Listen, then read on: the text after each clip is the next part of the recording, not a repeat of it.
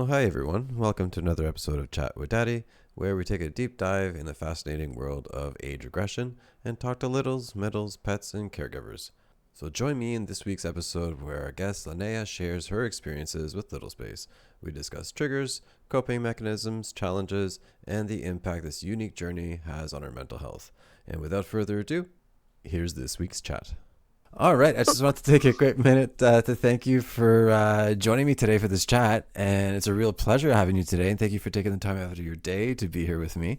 Can you give us a quick introduction, your name and your little age?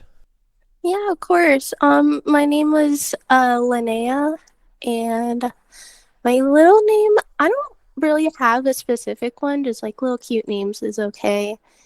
Um, my little age is definitely probably around like 3 to 5 years old. Nice. Actually, I just realized that because you're also a Patreon member, and I've been saying your name wrong. I've been saying Lanayah, so it's Lanayah. I am I'm so so sorry. sorry. No, it's okay. I didn't know like how to say it like without like being mean. So I mean it's okay though. It's fine. Oh, well, thank you. I appreciate it, but I still feel a little silly because I think you did put it in phonetic language for me via text when you sent me the message. But yes, I'm just silly sometimes and didn't get it correct. So No problem. Lanayah. So yes. Um, No problem. so when you get into Little Space, what does that mean for you? Like, what does that look like? For me, I guess like what I do is I get in like the headspace and I feel very comfortable and I feel very like safe and I feel like I could be myself and it takes out like a lot of stress for me and it's just really fun. I like it. Great. And what usually triggers you to get into the headspace? Do you have any specific triggers on a daily, weekly, or monthly basis? I mostly do it at night when everybody's asleep. So that kind of does trigger me to that. Um Normally when I'm out a lot and I'm like around a bunch of people, sometimes it could like really drain my social battery. So I just want to kind of like relax and do what I want to do. And that normally like helps me a lot too.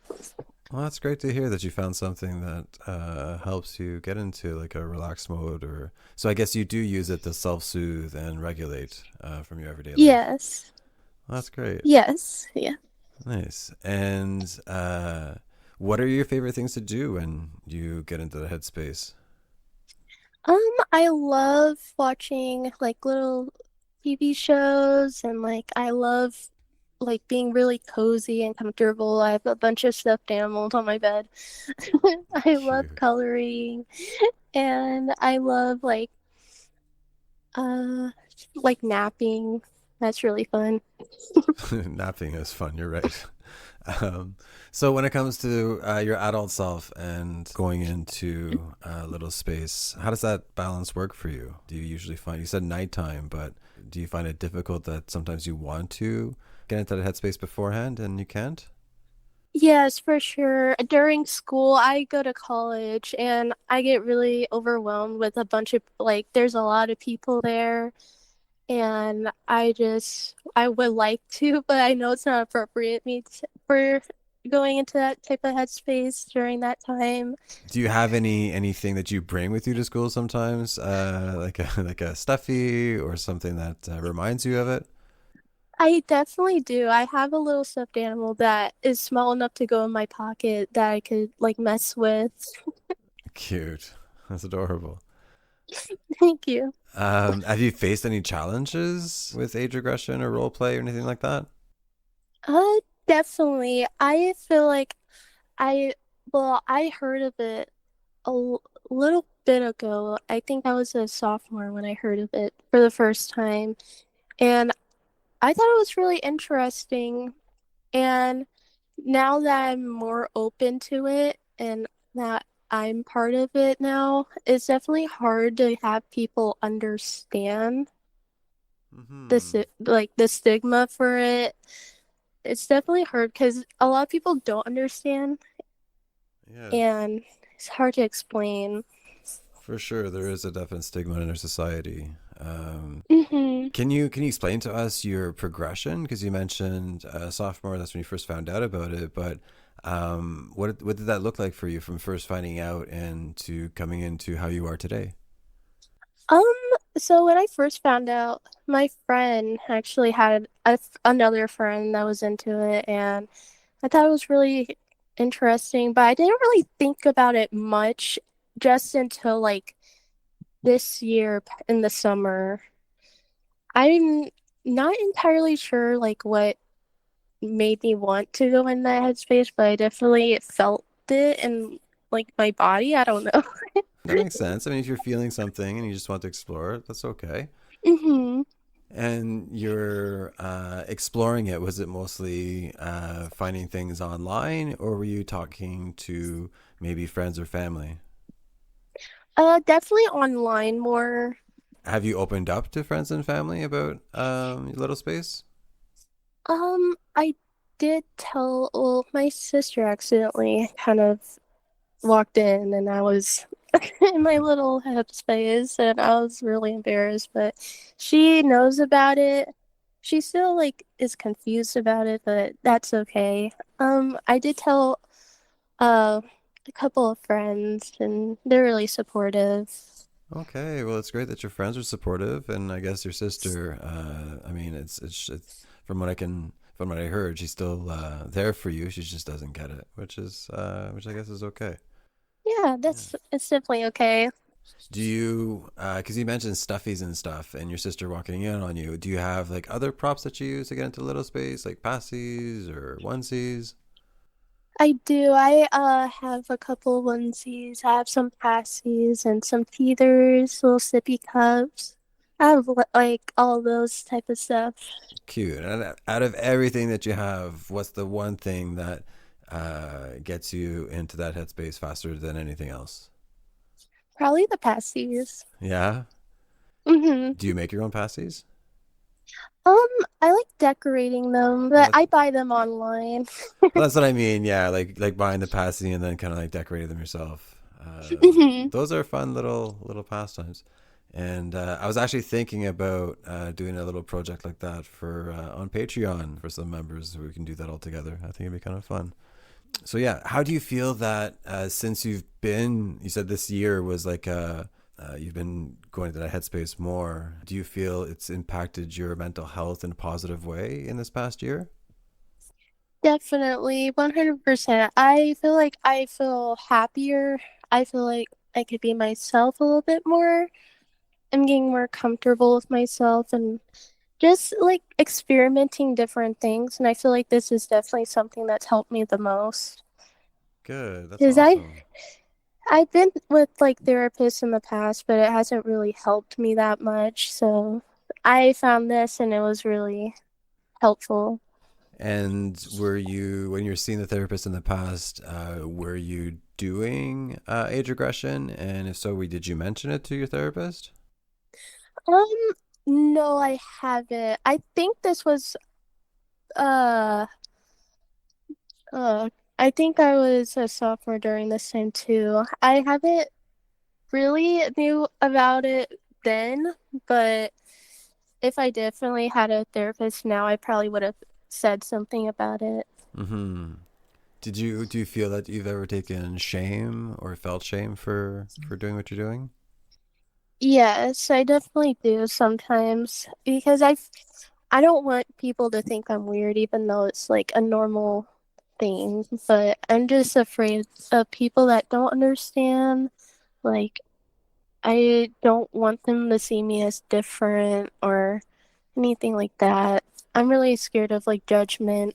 Yeah, I think you're not alone in that for sure. I think even people that are not in this lifestyle or get into this headspace often feel that way too. So you're not alone. But yeah, it does kind of suck the misconception that's out there or the stigma where people just don't understand. And even after been given the information, they just don't get it. So yeah, so I get it. But as you mentioned, your well-being is better while doing this. So it doesn't hurt Hmm. anybody, and it's doing you some positive stuff. So yeah, so keep doing it is what I say. Thank Yeah. you. Um, can you remember any point in the past, recent memory, that you got into the headspace and that you really, really loved, that you had a great time, or that you can think of? Um, I do think a couple of weeks ago, I somebody on Instagram messaged me and they're like asking me if I was like a little, and I was like, yes, I am. And he's now a caregiver for me, and that definitely made me feel more excited, and I feel more into the role now. That's amazing. Is this the first time that you get into this kind of relationship with a caregiver? Yes, So that must feel really good. it does. Good. I get so excited every day we would talk, and I get so excited. That's amazing. Congratulations. It's always fun Thank you. to meet like-minded people and get along with and build any type of relationship, really. So good for you. When you get into that headspace, do you find yourself more creative or your imagination gets sparked a bit more? I definitely do. I have like little building blocks that I have, and I feel like I'm not like good at like building anything, but I feel like when I'm in that headspace, I could do a little bit more. And how about pretend play or storytelling? Do you do that when you're in little space as well? Um, I don't think so. I would like to, but it's kind of hard because I like in person type of stuff. Like doing things with myself is kind of hard, but my Yeah. caregiver, like we talk over the phone. It's like a long distance, so. Well, long distance can be difficult sometimes, but Hmm. yeah, but it's always fun still. So yes. So have you had any negative emotions or thoughts when it comes to age aggression or age play? Yes. I would like back to like the judgment. I feel like I'm like, what if someone thinks this of me, or what if they don't want to talk to me again because it's weird, or it Hmm. definitely that probably scares me the most. But has it happened where anybody has confronted you or said anything negative to you? I think my mom, she asked me about it last week, and I kind of denied it because I was afraid of judgment, even though I Hmm. don't think she would be like judgmental about it. it I don't know. So that's I'm just, recent. hmm. Would I be out of line to ask what happened? Yeah. Actually, it was during the Zoom calls that we would do. We would go on the Zoom call last week, and my mom's like, "Oh, what are you guys doing?" And I'm like, "Oh, we're on a Zoom call and we're just coloring and stuff." She's like, "Are you in that little thing?" And I'm like, "No." But really, I am. But Yeah. So just for the listeners, the Zoom call, it's the group chats that we do for the Patreon members where we get together and we do group activities, and I guess that time where you were asked was because of the drawing we were drawing as a group activity. But yeah, I mean, it sounds like it went pretty well. She didn't seem like too off put by it, which is great. yeah, I mean, I hope not. But Well, I guess you'll find out in the future if she brings it up again, or if ever you're in another group chat with us, then we'll find out. So let's say someone comes up to you and doesn't have any experience and kind of heard something about Little Space and wanted to experience it for themselves. How would you recommend them going about it, or would you? What tips would you give them to get into that headspace? um, oh gosh, um, I would say like go for it if you really feel like you're in that type of headspace, I would say like listening to audios definitely helped me get in more to that headspace. Mm-hmm. So I would probably definitely like recommend you, of course, and like other Uh, other little like audios to whoever needs them because they help a lot. well, good. I'm really happy that mine and others are able to do that. That's actually something was really surprised about with my experience doing these, is how many people come out and say how much it means to them, and that is reciprocated because it means a lot to me too. So it's really good. It's a, it's good for both people, for myself and the listener, which is really good. Do you believe that age regression is a form of self expression or identity? I believe so. It Yeah. could have like a like if people are styled like people have like different styles and like clothing and things, and I feel like I do that a lot with try to tie it in with the little like kid like core, I guess. Yeah. So I kind of dress up in a way so that I it's easier for me to express myself, and I feel like it's more oh gosh, I forgot the word. Discreet. Yes. Do you feel like it's impacted your self worth and self esteem a little bit in a negative or positive way? I feel like it's kind of in the middle. Um, I feel like it's really impacted my mental health because I definitely haven't had the best mental health in the world. Mm. And I feel like it also kind of makes me feel like I don't want anybody like thinking I'm some weirdo. Yeah. But I think a lot of us think that way, and you're definitely not a weirdo for doing this kind of thank stuff. you. Because I think people that find out that they can express themselves in this way is a form of self awareness. I feel that some people don't have when they just kind of go blindly into either medication or whatever. But and I'm not saying medication is not good, because medication is good. That's not what I'm saying. But a lot of people that are able to find therapeutic ways to find release from the everyday, or just find a release from their own lives, it's really good to just escape sometimes. So yeah, I can totally see the benefit Hmm. of it. Do you think that age regression will ever be okay in a society where people will be more accepting towards it? I would really hope so.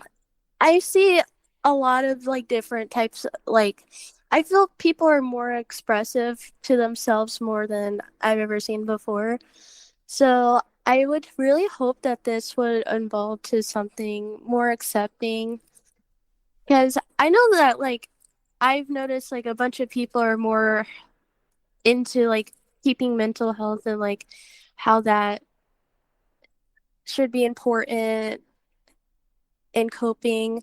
So I'm really hoping that this would definitely be more accepting and less judgeful, I if think that makes sense. it does make sense, and I agree with you. I think people use this for a very positive way a lot of the times, and I think people should be more accepting and have less hate and less judgment. I think there's just way too much of that.